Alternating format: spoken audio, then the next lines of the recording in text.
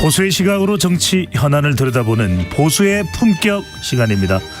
오늘은 이현주 전 의원과 함께하겠습니다. 어서 오십시오. 네, 안녕하세요. 네, 오늘 주제 관련해서 말씀드리기 전에 네. 이현주 의원 고향이 부산이잖아요. 그렇죠. 부산이시죠? 네네네. 네. 초중고 다 영도에서 나왔죠. 그러니까요. 영도 바로 바닷가. 네, 그럼요. 저희 네. 집안이 또 해운회사 흥하해운이라고 지금은 네. 좀 망했지만. 아, 네. 네. 개별 기업명은 조금. 네네네. 네. 지금 뭐 근데. 네.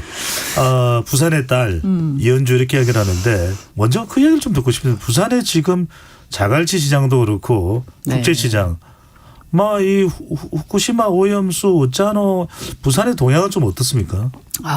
뭐 굉장히 비판적이죠. 네. 네. 근데 이제 뭐라고 해야 되나요? 이제 끙끙 앓는다고 해야 되나? 그러니까 이 상인들이나 수산업자들이나 어민들 같은 경우에는 정부가 대책이 없다. 네. 이런 문제들에 대해서 일단 굉장히 비판적이고 또 거기에 대해서 뭔가 액션을 해야 된다라고 생각하는 분들이 굉장히 많으세요. 제가 네. 지난주에 다녀왔거든요.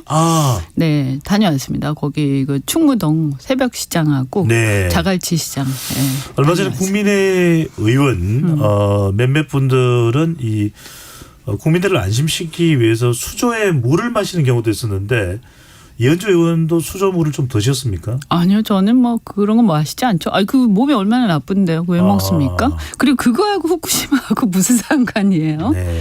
그죠?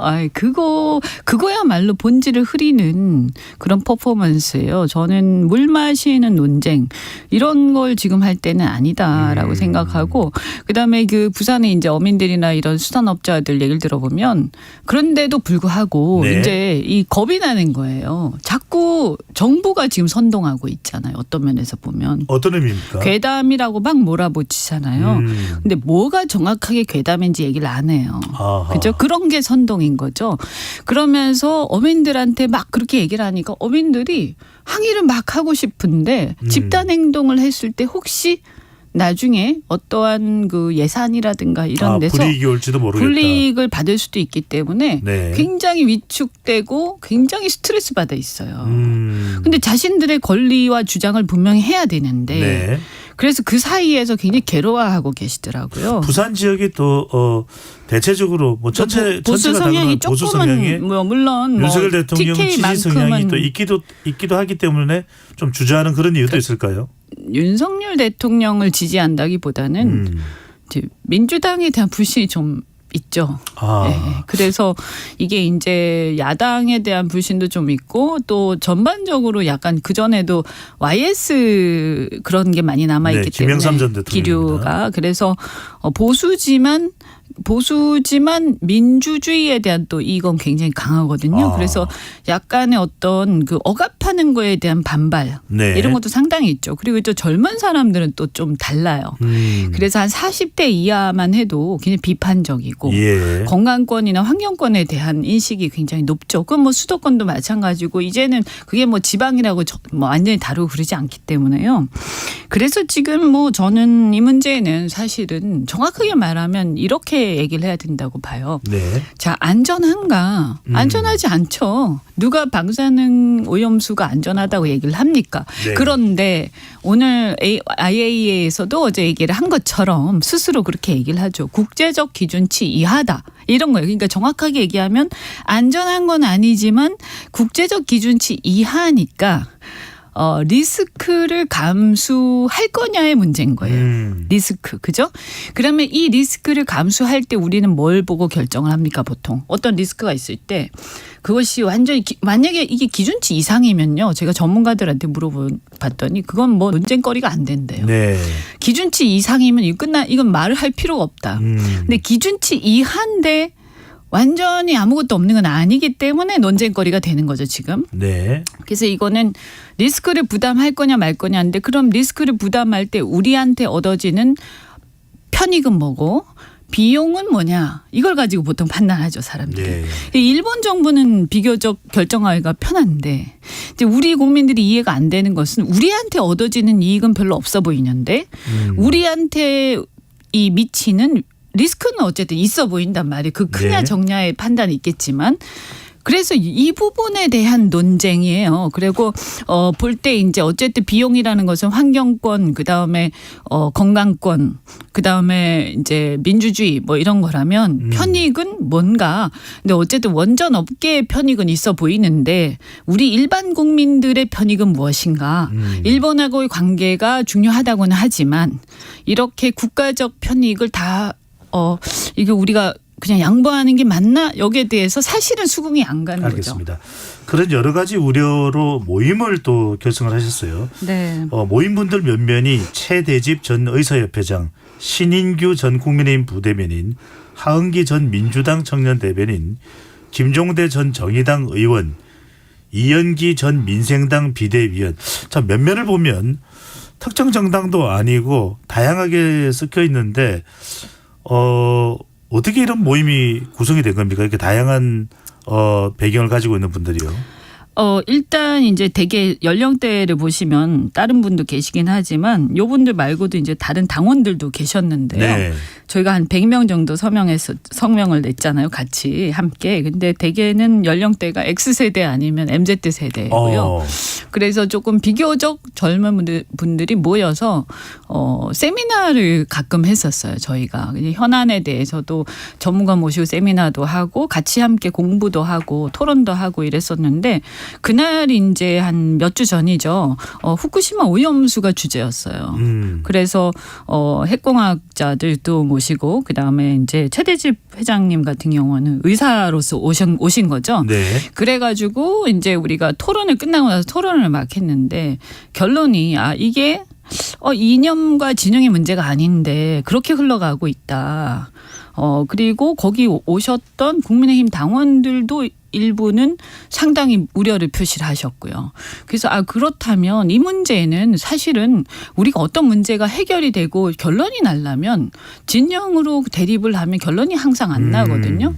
그래서 이 부분은 우리가 목소리 내야 되겠다. 좀 초당적으로. 네. 네, 그리고 이 아까 말씀드린 것처럼 철학적 고민과 가치관의 대립이 일어나는 부분에 있어서 아까 X세대와 MZ세대가 많다고 말씀드렸잖아요. 네. 그래서 우리 세대의 입장도 대변해야 되겠다.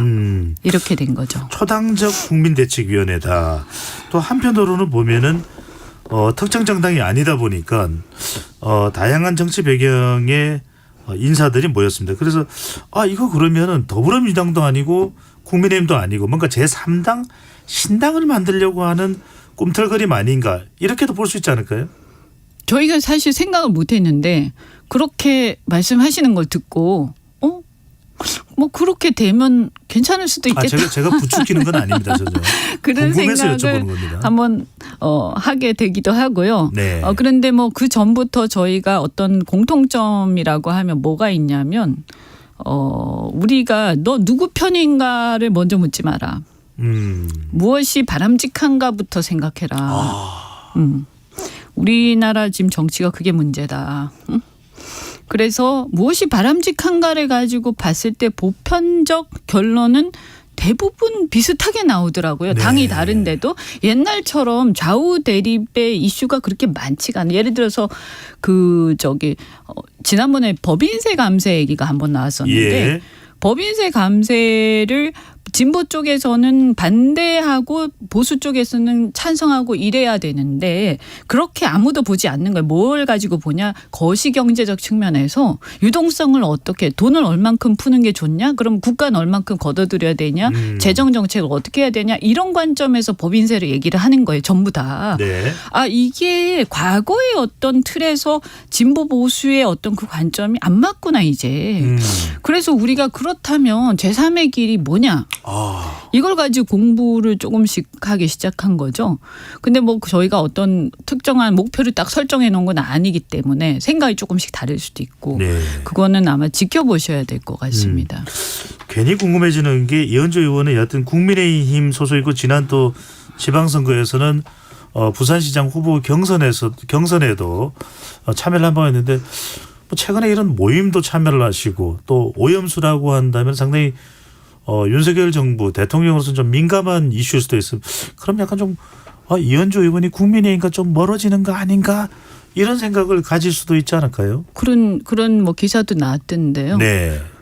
저는 그 얘기 하고 싶어요. 국민의힘이 원래 그 탄핵 이후에 바뀌겠다고 하고 그걸 많은 사람들이 기대했잖아요. 저도 기대하고 합류했거든요. 예.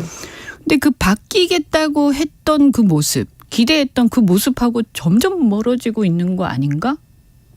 국민의힘이 점점 탄핵 이전보다 더 심한 상황으로 가고 있는 거 아닌가?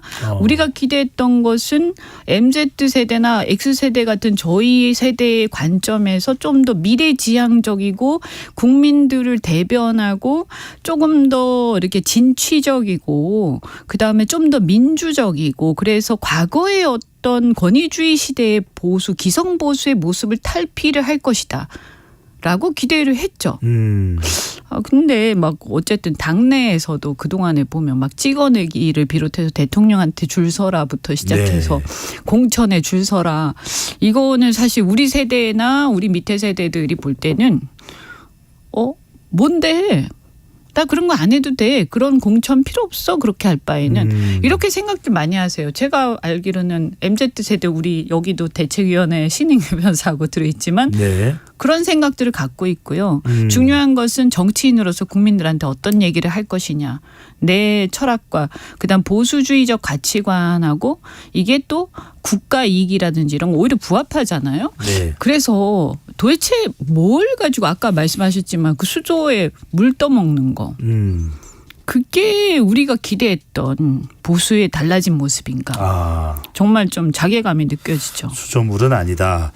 자, 이제 이런저런 걱정에서 초당적으로 국민대책위원회를 출범을 했는데 이 대책위 출범을 알리는 성명문 하헌기 민주당 전 청년 대변인이 낭독한 부분에 이런 내용이 들어가 있습니다. 윤석열 대통령과 정부 여당에 경고합니다. 국민의 불신과 우려를 괴담으로 치부하는 정부를 국민을 위한 국민의 정부로 인정할 수 없다. 이건 대책위의 성명문이기 때문에 어떻게 해석해야 되고 약간 뭐 정부에 대해서 반한다. 네, 그러니까 이런 거죠. 국민을 위한 국민을 네. 대변하는 건가요? 그렇게 우리가 되묻고 있는 거죠. 예. 네, 그래서 저는 어쨌든 여론조사가 뭐 약간씩 조금씩 다르지만 절대 다수가 우려하고 반대하고 있지 않습니까?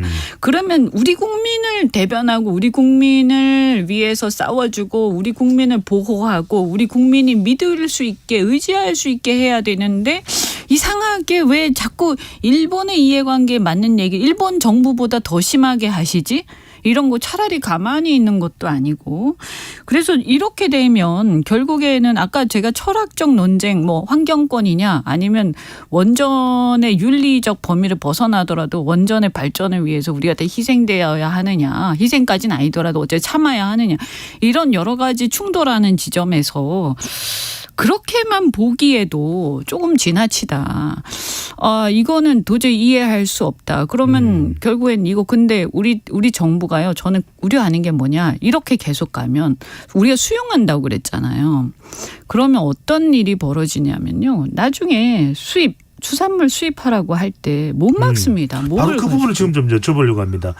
자, 일단은 일본이 방류가 임박했다는 또 소식도 있고 아니면 8월 말 정도로 조금 늦출 것이다라는 이야기도 나오는데 어제입니다. 일본 관방장관이 한국의 수산물 수입 규제 철폐가 중요한 과제다. 이렇게 이제 압박을 했고. 벌써 그 얘기 나오기 시작했죠. 네네. 과거 이 문제에 대해서는 이제 방금 전에 이현주 의원도 이야기하셨는데 명확하게 선을 그었던 정부와 여당도 최근에 이제 이 관련된 설명 내용을 들어보면 국민이 안심할 때까지 안 한다.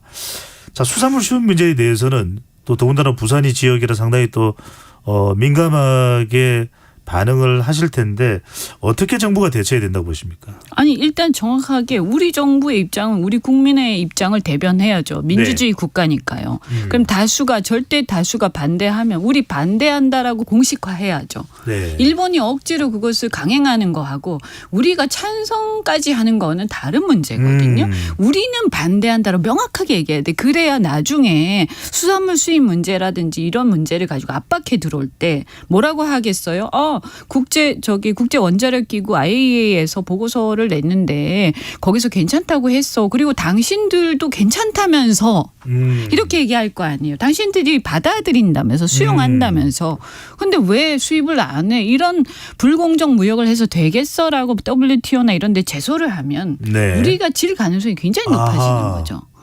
우리는 반대했어. 초지일간. 그건 일본의 주장일 뿐이야. 그리고 그것은 일본이 IAEA의 평가 용역을 발주해서 일본이 받은 보고서야. 일본이 IAEA에 발주한 보고서나 다름없다.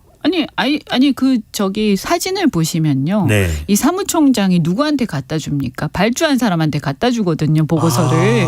그래서 기시다 총리한테 갖다 주잖아요. 꼭 그렇게 비친다, 모양새가. 그리고 이거는 용역이라는 것은 누군가가 부탁을 하는 거죠. 제가 알기로는 일본 정부가 이걸 발주한 걸로 알고 있어요. 네. 그래서 일본 정부가 이 평가를 해달라고 IAEA에다가 의뢰를 한 거고요. 그 IAEA가 일본이 의뢰한 것을 보고서 형식으로 갖다 준 거죠.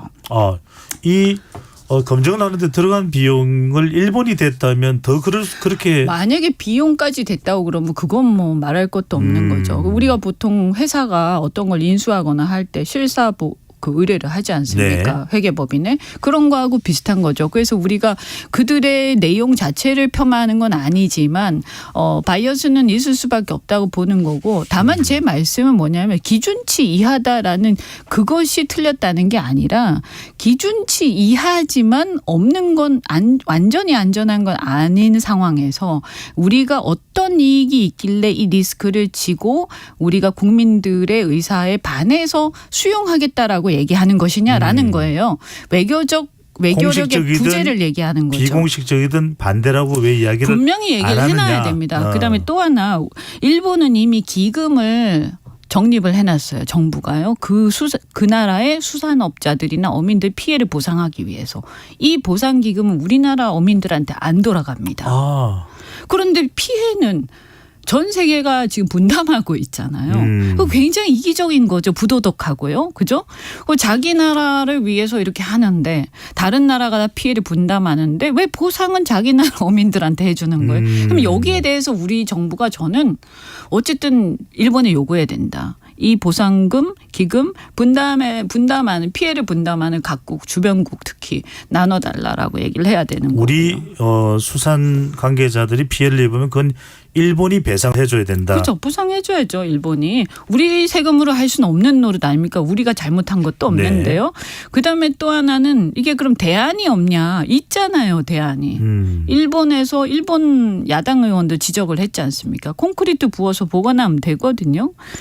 그런데 이게 이제 뭐 다른 계획이 있는 것 같아요. 일본이 이렇게 하는 것은. 그래서 일본이 그 피해나 비용을 자기들이 감당을 해야죠. 왜 다른 나라에 떠넘깁니까? 그것도 미래가 불확실한 부분을. 그래서 이런 것을 나중에 우리가 큰 소리를 쳐야 돼요. 그리고 혹시 이게 생각보다 훨씬 더 리스크가 커지면 그때 어떻게 할 겁니까? 그죠? 그래서 저는 주권자의 위임을 받은 정부와 국회가 자신의 역할을 다 해야 된다. 책무를. 이런 말씀을 드리는 거죠. 나중에 오히려 다가올 리스크를 예방하기 위해서라도 지금 분명하게 우리가 선을 좀 그어야 더 됩니다. 공격적으로 더 적극적으로 정부의 국민의 의사를 대변하는 확실히 해야 됩니다. 확실히. 이거 공식적으로. 그리고 또 하나는 덧붙여 말씀드리면 사실은 저는 개인적으로는 우리나라의 입장이 굉장히 중요하다고 판단을 해요. 중국이야 이제 강하게 반대하고 있고요.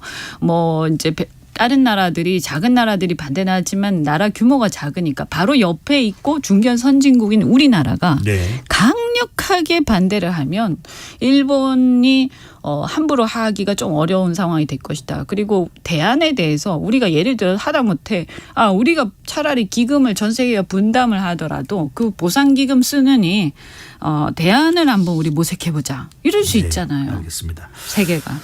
계속 뭐 뜨거운 이슈가 될 수밖에 없을 것 같고요. 관련된 또 소식 더 확인을 해볼 수 있도록 저희가 차후에 하겠습니다. 자, 여의도 정치권 이야기 좀 나눠봐야 되는데. 국민대책위구 우리 홈페이지에 서명을 받고 있으니까 그것도 잘 부탁드립니다. 알겠습니다. 홍보도 해 주셨고요. 자, 최경환 전 부총리 보수 연합군 이야기가 화제인데 이준석 전 대표, 유승민 전 의원, 안철수 의원, 나경원 전 의원. 제 생각에는 이현주 의원도 뭔가 이야기를 들으셨을 것 같은데 이 최경환 전 부총리의 보수 연합군 이야기 어떤 내용이 이 안에 숨어 있는 겁니까? 아니 그러니까 지난 총선 때 생각을 해보면 저도 사실 부끄러운 일이지만 보수연합에 참여를 한 사람이고 그 당시에 네. 지분이 작지만 있었지 않습니까? 그때 창준이에도 참여하고요. 그런데 지금 생각을 해보면 이제 그 당시에 이제 위성정당 만든다 뭐 어쩐다 하니까 저도 이제 현실과 타협했던 거거든요. 예. 근데 과연 우리가 어떠한 이상과 가치를 가지고 의기투합한 거냐. 그 이후에 보여준 행태와 이 행보는 도대체 뭐였느냐 스스로 저는 굉장히 부끄럽게 생각하고요. 지금 이렇게 그냥 밑도 끝도 없이 보수연합군? 그게 감동이 있겠습니까? 뭘 위한 보수연합군이고 도대체 거기서 말하는 보수란 무엇인가? 국익인가? 안보인가? 그것도 아니죠. 금방 얘기한 이 후쿠시마는 환경안보 문제인데요. 그것도 아니잖아요. 뭘 위해서? 자신들을 위해서?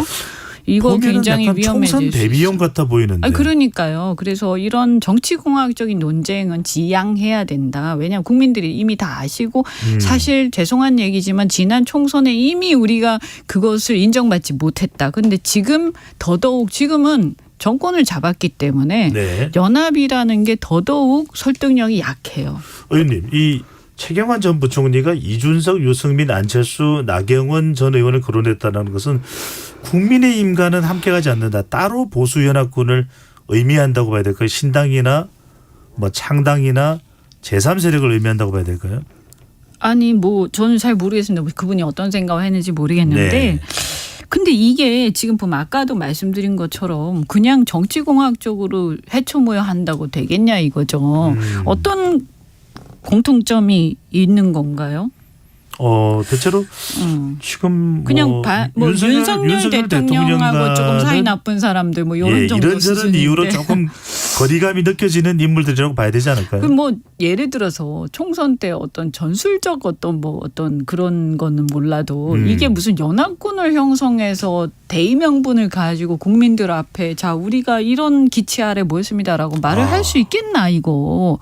저는 명확하게 그래서 지금 제3지대 얘기들이 많이 나오는데 제가 그 부분에 대해서도 우려하는 게 뭐냐면 당연히 양당 정치가 지금 문제가 많으니까 국민들이 식상하고 비판적이고 자꾸 누구 편이냐 물어보고 하니까 네. 당연히 제3세력에 대한 기대는 크죠. 근데 문제는 뭐냐 이걸 잘 만들어야 성공하는 것이지 잘못하면 엄청나게 비판받는다. 뭐냐 하면 특히 아무런 내용이 없이 그냥 이합집산하고 손잡자. 그렇게 하면 절대 저는 이건 국민들한테 오히려 그 비판을 받을 거고요. 예. 저는 그동안 제가 사실은 이 어떤 누구 편이냐 묻지 말고 뭐가 바람직한 거냐 이걸 생각해야 된다고 끊임없이 얘기해온 사람으로서 네. 자칫 잘못하면 그동안에 쭉 이렇게 제3의 길을 고민해왔던 많은 사람들한테 네. 찬물을 끼얹는 결과가 온다. 알겠습니다. 좀 신중하셨으면 좋겠다. 보수연합군이든 최경환 전 부총리 또는 양양자 의원이 추진하고 있는 신당이든 금태섭 전 의원이 생각하고 계획하고 있는 신당이든 이현주 의원에게 러브콜이 왔습니까? 뭐 이제 이런저런 얘기들도 있고 뭐 또 찌라시도 돌고 막 그래서 네. 기자님들도 질문하시기도 하고 전화도 오시고 하던데 그런 걸 떠나서요. 말씀드린 것처럼 명확하게 국민들한테 네. 깃발이 뭐냐, 깃발의 내용이 뭐냐, 그냥 양당이 싫으니까 디아더스 다 모여라. 이건 전 안 된다고 생각하고 그다음에 다음 총선에 만약에 나갈 거면 가장 큰 관심사가 큰 틀에서 평가지 않습니까? 현 네. 정권에 대한 평가. 그다음에 여러 가지 지금 현안에 대한 평가가 있죠. 금방 오염수 얘기도 그렇고 이런 문제들에 대해서 생각이 만약에 다르다고 한번 생각을 해보세요. 그러면 당이 되겠습니까? 아하. 이건 뭐 4분 오열 되겠죠. 아주 그냥 끔찍한 상황이 올 거예요. 네. 그 전에 많은 3당들이 실패한 이유가 저는 그런 거였다라고 생각을 합니다. 그래서 분명하게 아까 말씀드린 것처럼 저는 우리 국민들이 원하는 제3의 길이 있다고 생각합니다. 네. 그것을 정확하게 얘기하고 평가받고 이래야 되는 것이다. 시간이 많지 않아서 총선 이야기가 나와서 지금 또 민주당의 화제의 인물로 급격히 이제 부상된 것이 추미애 전 장관인데 이전에 같이 의정 활동을 해보신 경험도 있을 텐데 추미애 전 장관이 이현주 의원 보시기에는 네. 지금 문재인 전 대통령도 저격했다. 이낙연 전 대표는 정조준했다. 그러면서 이재명 대표는 상당히 가깝게 또 발언하고 있다. 어떤 이유라고 봐야 될까요? 잘 모르겠어요. 저도 이분이 왜 이런 얘기를 하시지 싶기도 하고 민주당 내부 사정을 정확하게 잘 모르니까 제가 총선 출마에 의중이 있다고. 뭐 그런 건 일단은 관심을 받을 수는 있죠. 이렇게 막 얘기하면. 그런데 일관성이 좀 없는 것 같고 이 여러 가지 행보에 지금 어떤 맥락이 있는 게 아니지 않습니까? 그다음에 검찰개혁 말씀을 어디선가 하시더라고요. 검찰개혁을 사실 문재인 정권이 하려고 했고 또 사실은 지금도 여전히 그것은 ING인 과제라고 저는 현재 봐요. 그건 진행형이다. 꼭 문재인 정권이나 이 민주당만의 과제가 아니라 대한민국의 과제다. 근데 문제는 뭐냐? 문재인 정권 즉 이 추미애 장관이 계실 때 검찰을 이용해서 국정농단 수사를 너무나 심하게 하면서 이것이 좋게 말해서 적폐청산이었는지 모르겠으나 실은 검찰을 개혁하는데 굉장히 힘든 상황을 초래했다. 결과적으로. 그래서 검찰이 오히려 정치화되고 권력을 갖는데 기여를 톡톡히 하신 거예요.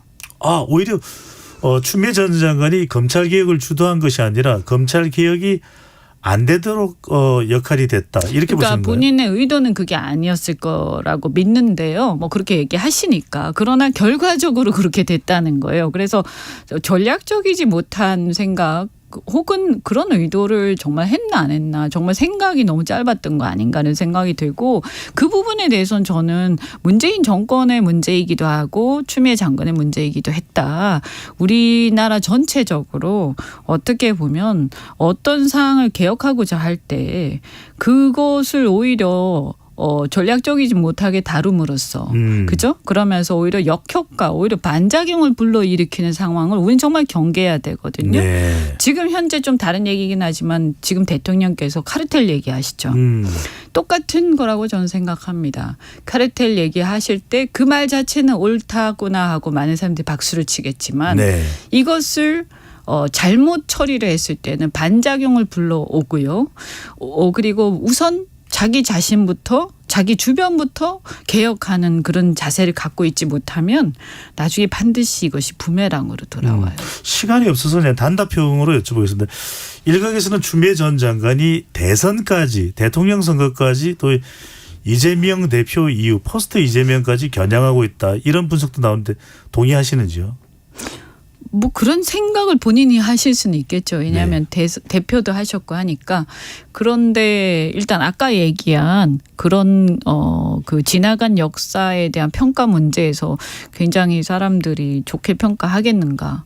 검찰 개혁을 시도는 하셨지만 결과적으로 검찰의 힘을 검찰을 정치화시켜주는 그런 결과를 초래했기 때문에. 네. 네. 조금 모르겠습니다. 네. 알겠습니다. 본인이 어떻게 생각하는지 그건 뭐 저는 크게 관심이 네. 없어서요. 그 문제에 대해서는. 오늘도 이현주 의원의 어록을 하나 건졌네요. 누구 편이 중요한 것이 아니라 바람직한 일을 하는 것이 중요하다. 금일의 명언입니다. 자, 이현주 의원과 함께한 보수의 품격은 여기까지 하겠습니다. 잘 들었습니다. 네, 고맙습니다. 네.